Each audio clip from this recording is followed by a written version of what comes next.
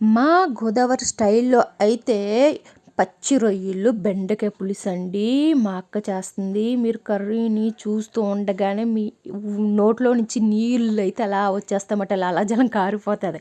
అంత టెంప్టింగ్‌గా, అంత టేస్టింగ్‌గా చేస్తది.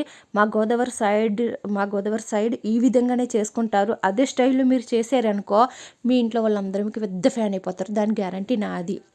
ఎందుకంటే అక్క చేసే విధానం మీరు కరెక్ట్‌గా చూసారనుకో, కరివేపాకు, కొత్తిమీర వేసి మొత్తం వెజిటబుల్ ఇప్పుడు బెండకాయ ఏసిందా, తర్వాత రొయ్యలు వేస్తది కదా!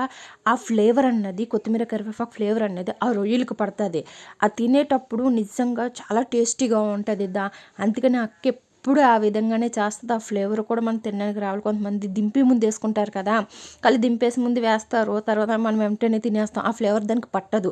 అందుకని చూసారు కదా! ఈ విధంగా ఒక్కసారి మీరు చేశారంటే ఇంకా సూపర్‌గా ఉంటది. కర్రీ అయితే ఈ విధంగా చేసుకోవాలి.